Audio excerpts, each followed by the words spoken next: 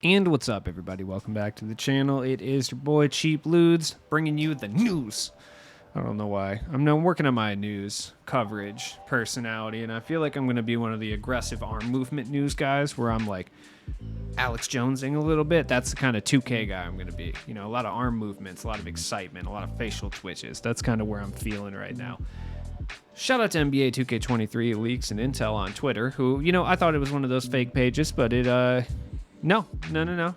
This is legit. All of this has been confirmed at this point. So we have our first information about 2K23, which, you know, it's like, I'm not one of those people who gets overly excited when it comes to, like, you know, news about the upcoming 2K. It's 2K. Like, we know what we're getting at this point. It's not really something I care about, but there are some things I wanted to talk about. So first things first, the Jordan challenges from 2K11, I believe, are back.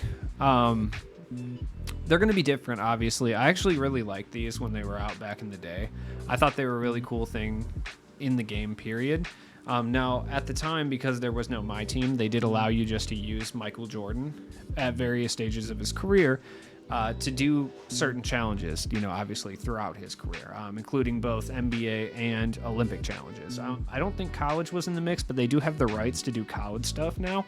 So it'd be cool to see him do UNC challenges, but it remains to be seen. Now, this does seem exciting because it seems like it will allow you to be able to play a certain mode of My Team without having an elite card, and you get to be able to use the elite card. But I personally do not believe that 2K is going to handle it in this fashion, and instead it will be like our standard agenda challenges that we see in 2K right now, where it'll be use any Michael Jordan to, for instance, the Arrival one, score 63 plus points, 50% from the field, record 6 assists.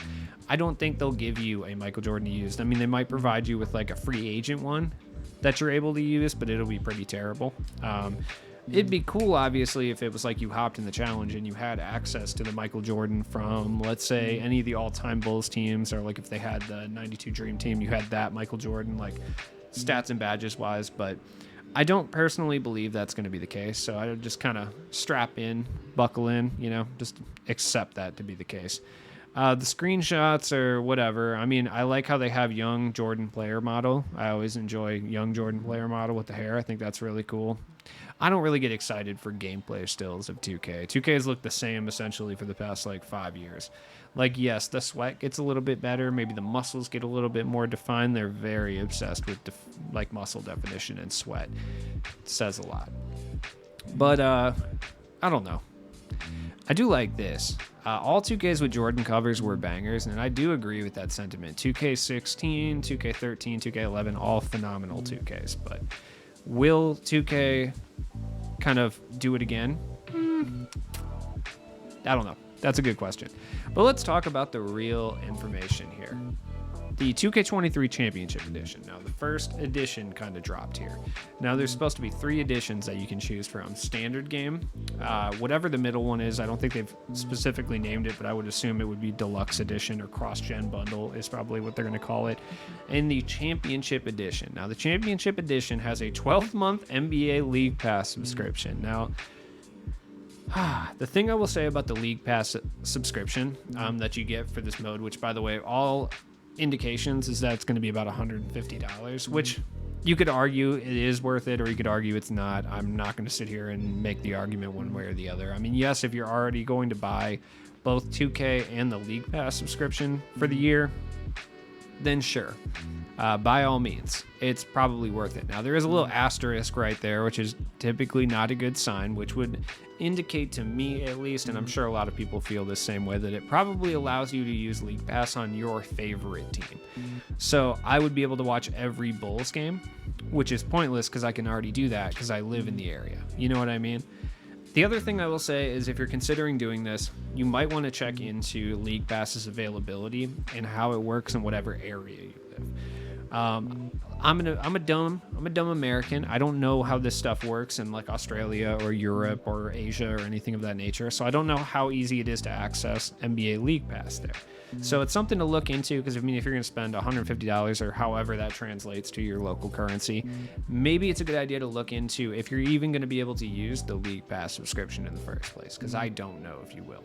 You get a Michael Jordan themed go-kart if you play the city or whatever. That's cool. That's tight. Yeah. 10% XP boost on my team and my career season progression. I hate this. I hate this. I mean, yeah, I'm going to buy the big edition of the game, obviously, because I'm a sweat lord and I do this for like a quote unquote job. I don't make enough money to call it a job realistically, but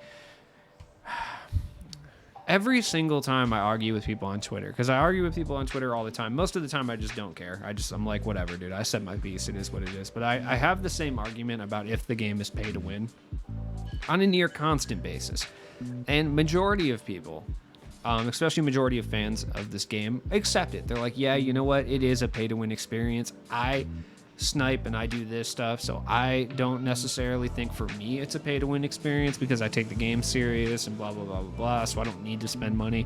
And you know what, to that I would say we can I wouldn't even say I disagree. I think in your specific case maybe it's not necessarily pay to win, but the game includes some of the most egregious pay to win mechanics in all of video gaming. Okay, I just don't understand how people can blindly argue that it's not a pay to win game because they snipe occasionally. This is making it worse because guess what? There's no way. Yeah, I mean, technically speaking, you can grind harder and you could get up there too, but this is a whole 10% XP boost. This is definitely a paid advantage, and I don't know how you can argue otherwise. Dual gen entitlement, which it would appear that they're still doing two different versions of the game for some unknown reason. I mean, the reason is so that they can, sell more copies. It's kind of like when an artist puts like a hot merch item with the album, with the physical copy of the album. So technically their album sales are really high, but everyone just wants this exclusive t-shirt.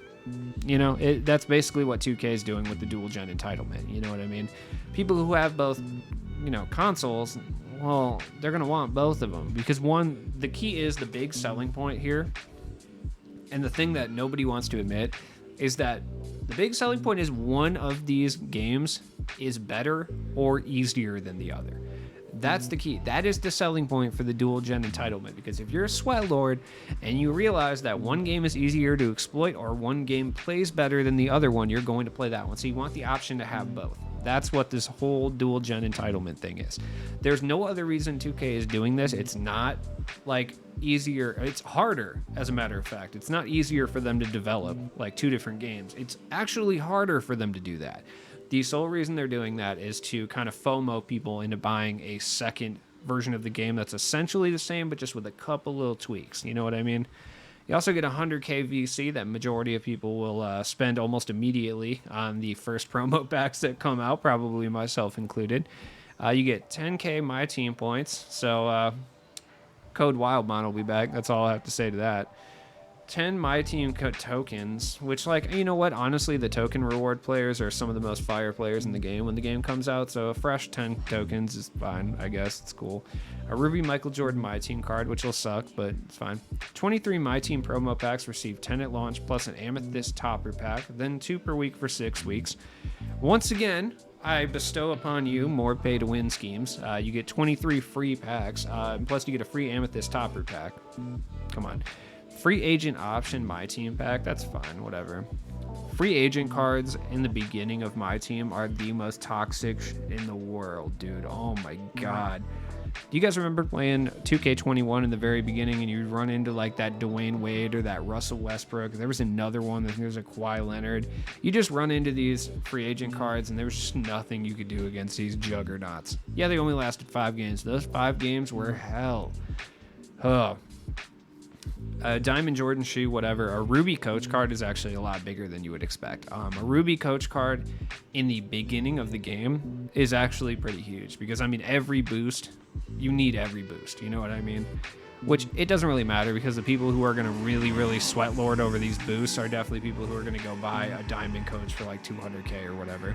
10 boosts for each My Career, 10 boosts for each Gatorade boost type, 4 cover athlete t-shirts for your My Player. I mean, really, does anyone care? No. My Player backpack and arm sleeve. Yes, the shooting sleeve. Custom design skateboard for My Player. Okay, that's kind of cool. 1 2-hour double XP coin. Now, I don't think this is really all that different than, kind of every single year's pre-order bundles. I think it's pretty much the same as like what we were getting. I think back in like 2K18 they used to give significantly less stuff, so for that reason it's kind of cool. But at the same time, they really just shoved the 12-month NBA League Pass subscription in there so they could charge an extra $50. Like, that's literally what this whole thing is. And I mean, what is going to be left out if you buy the $100 version? I mean, yes, obviously the 12-month NBA League Pass subscription will be left out, but I feel like some more stuff will be left out because they're going to want to encourage people to spend more money. So I feel like instead of 23 My Team packs, maybe you get a few less My Team packs. The 100K VC and the 10K My Team points and the tokens will stay because they've been like that, every year. Maybe you don't get the 10% XP boost on My Team and My Career Season Progression. I feel like that's probably the one that I would say they leave off. So it's something to pay attention to. I mean, is it worth paying $150 for this game? No, I would say not really, unless you're going to grind that first season. If you're not going to grind and you're just going to play this game for fun, it's really not worth buying it. That's just my own opinion. Yeah, 150, 100, and the Devin Booker for 70. Oh, here we go. This is the Michael Jordan edition. And wouldn't you know it? Oh, your boy is so right. Holy shit.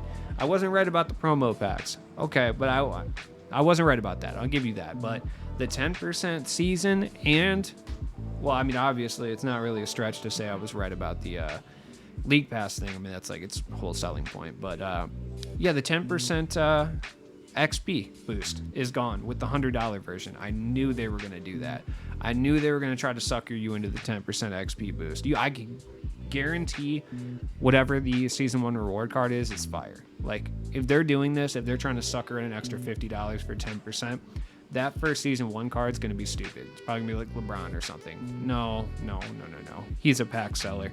But it'll be someone good, that's for sure. Maybe it'll be Michael Jordan. It could potentially be Michael Jordan. That would actually be really cool. If you care about, My Career, the city's back. I know everyone hates the city. Looks like the cruise ship is back again. It's just like, you really couldn't. 2K.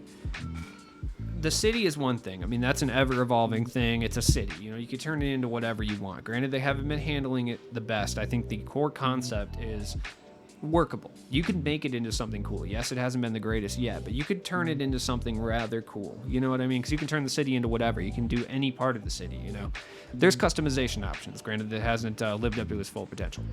But the fact that it's a cruise ship again, you couldn't do anything else. I mean, yes, people seem to like the cruise ship at least a little bit, but Jesus Christ, you couldn't have made it anything else. You could have done anything.